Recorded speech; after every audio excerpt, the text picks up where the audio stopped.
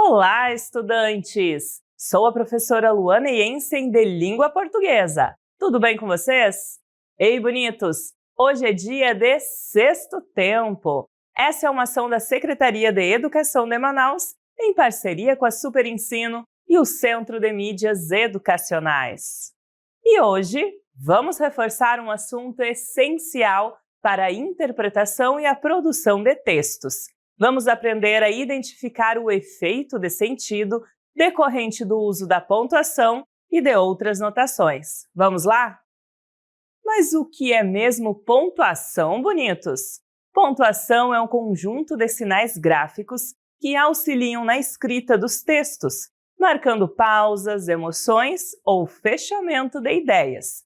E nesta aula vamos compreender um pouco a função de alguns dos principais sinais de pontuação. Para exemplificar, observe este cartaz. Bonitos, observem que a campanha tem o objetivo de conscientizar as pessoas sobre os malefícios da dengue. Para isso, o autor se utiliza de imagens e no texto escrito: "Vizinha, ainda com água parada? Assim nós adoecemos e até as flores." Explora os sinais de pontuação em cores diferentes para chamar a atenção do público em relação ao problema. Viu só como a pontuação e a cor fazem a diferença? Agora sim, bonitos, vamos retomar o uso dos sinais de pontuação. Em primeiro lugar, vamos falar sobre o ponto e vírgula. Ele geralmente é utilizado para separar vários itens de uma enumeração. Vamos ver um exemplo. A turma montará uma maquete, por isso é preciso levar cartolina, tesoura, cola, jornais ou revistas velhos, giz de cera, canetinha colorida. Esse sinal também é usado para separar períodos mais longos em uma narração, como no trecho seguinte. Pedro já viajou para o interior de barco, pelo Rio Negro e pelo Rio Amazonas. Sua irmã para outros estados do norte, e juntos desejam conhecer o mar pelo litoral nordestino. Outro sinal de pontuação muito utilizado são os dois pontos. Esse sinal é muito interessante, bonitos, pois serve para indicar uma citação, uma enumeração ou uma explicação. Por exemplo, nesta frase aqui. Então, ela disse: "Podem usar os celulares." Percebam que logo após os dois pontos, bonitos, aparece a fala de uma outra pessoa. Logo, os dois pontos aqui introduzem uma citação. Agora, estudantes, observem essa outra frase. "Fui à feira e comprei estes legumes: pepino, abóbora e alface." Podemos ver que depois dos dois pontos vem uma enumeração de diferentes legumes. Por fim, bonitos, vejamos agora como os dois pontos são usados em uma explicação. A regra é clara: não se deve colar na prova. Perceba, estudantes, que a regra é explicada após os dois pontos. Muito simples de entender, não é mesmo? Agora, vamos falar sobre as reticências. Estudante, elas indicam uma interrupção na sequência normal da frase e são empregadas para indicar, em um diálogo, a interrupção de uma fala. Vejamos um exemplo. "João, pedi para você arrumar seu quarto. Minha cama, meu guarda-roupa, meus brinquedos." Pois é, então faça isso já. Estão vendo como as reticências na primeira fala indicam a interrupção da fala da personagem pela fala de outro personagem? Pois é, elas servem para isso. Além disso, as reticências também podem ser usadas para sugerir que o leitor complete um raciocínio. Veja o exemplo. Pedro disse que não queria merendar, mas... Veja só como a pontuação dá a ideia de um pensamento que ainda não terminou, ficando apenas a sugestão para nós.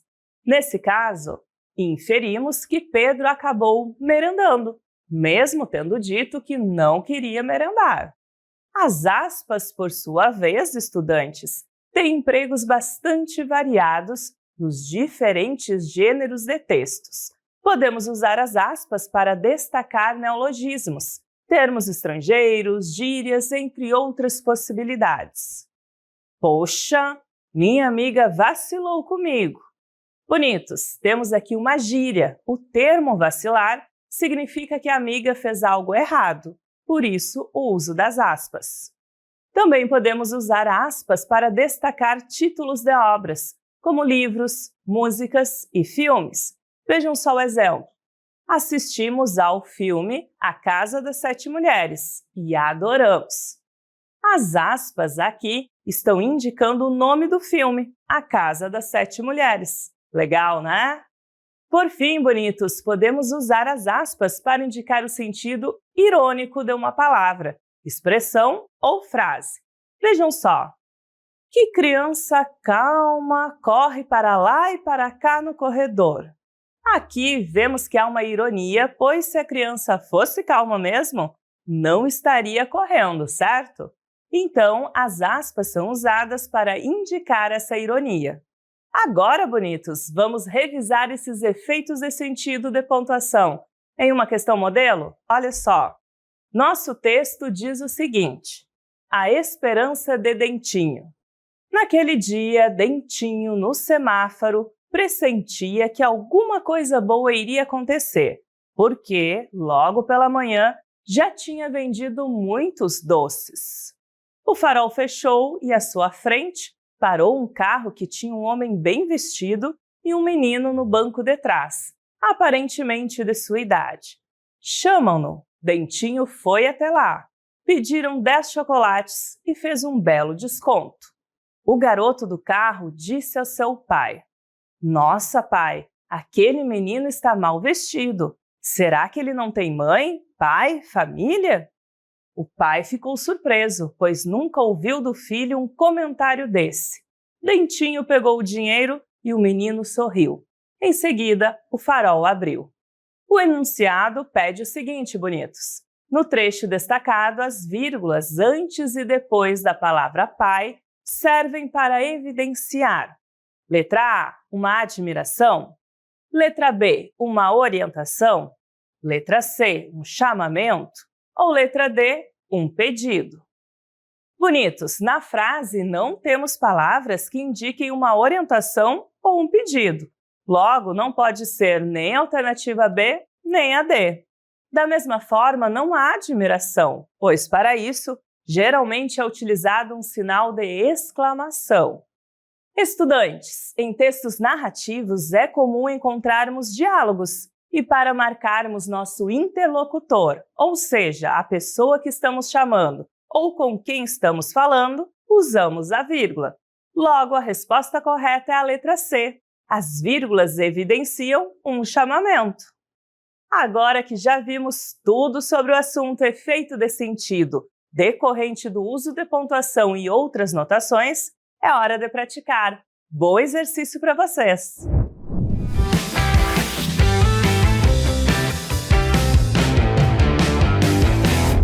Fala, turma! Quem tá animado aí? Eu sou o Júnior Mar e a dica de hoje é a pausa das reticências. Vou falar uma coisa para vocês. Vocês brilham muito. E olha só, fale para o seu colega, você brilha. Fale aí, vai. Você brilha. Eita, coisa boa. Vocês perceberam que quando eu disse que iria dizer algo para vocês, vou dizer algo para vocês, ficou um silêncio e vocês ficaram aguardando eu falar esse algo, né? Esperaram uma resposta. Na escrita, essa pausa é chamada de reticências, ok? Aqueles 3 pontinhos, que é uma das funções principais da reticências. Fazer essa pausa, deixar o nosso leitor pensando no que vai ser dito. Então a dica de hoje é a pausa das reticências. Valeu? Pegou essa dica? Agora, brilha, garoto!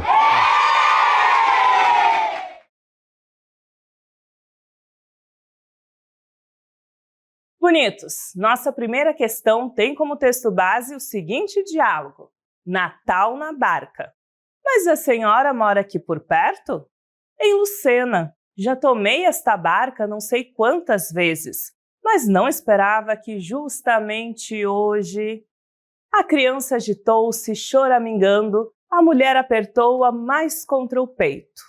E nosso enunciado diz o seguinte: no trecho, já tomei esta barca não sei quantas vezes, mas não esperava que justamente hoje. As reticências indicam: letra A, dúvida sobre a barca; letra B, surpresa ao subir a barca; letra C, censura no texto; ou letra D, interrupção da fala. Tempo para vocês resolverem.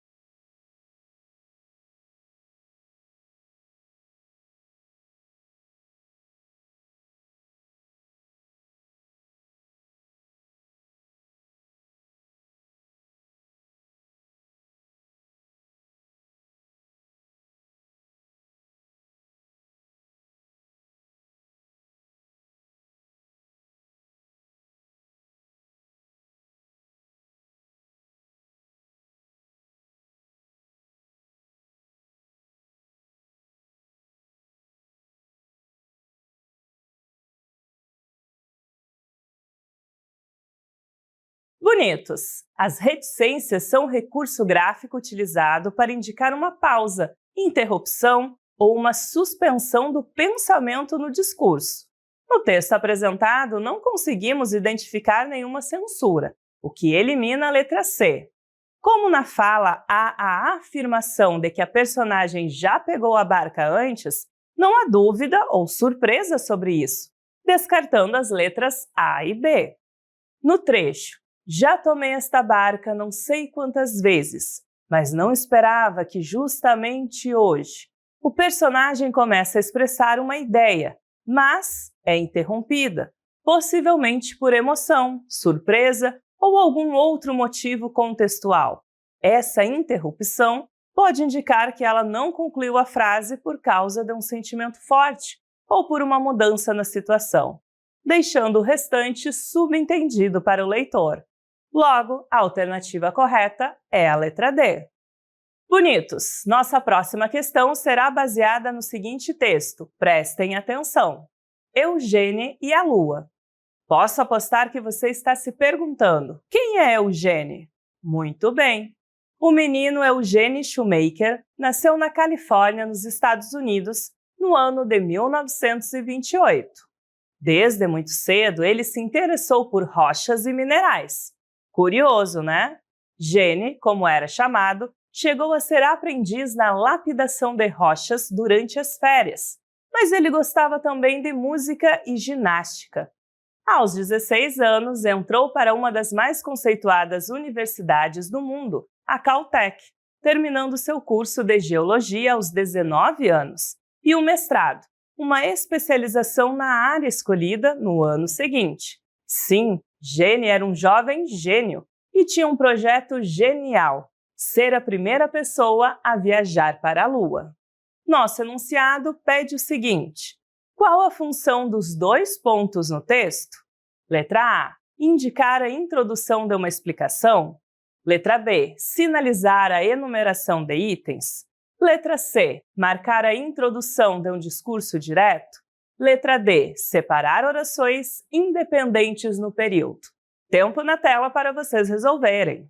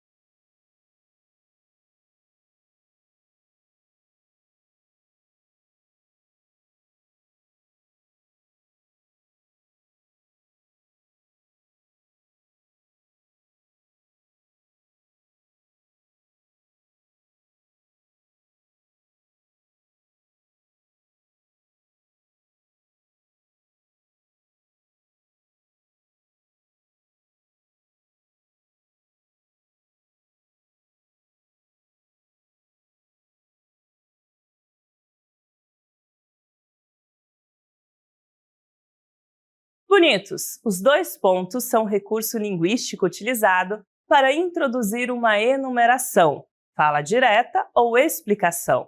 Assim, a alternativa B está incorreta, porque o trecho após os 2 pontos não traz uma informação secundária, mas sim um dado essencial para o entendimento do texto. A alternativa C também está errada, pois os 2 pontos não indicam oposição entre ideias, mas sim uma relação explicativa. Já a alternativa D não se aplica, pois os 2 pontos não marcam uma mudança de tempo verbal, mas sim uma introdução explicativa. Os 2 pontos no trecho. Sim, Gene era um jovem gênio e tinha um projeto genial, ser a primeira pessoa a viajar para a Lua.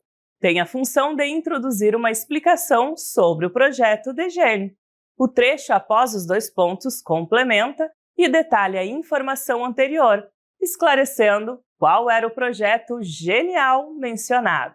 Dessa forma, a alternativa correta é a letra A. Vamos à nossa última questão, bonitos! Vamos juntos ler o texto. A tarefa de Emily.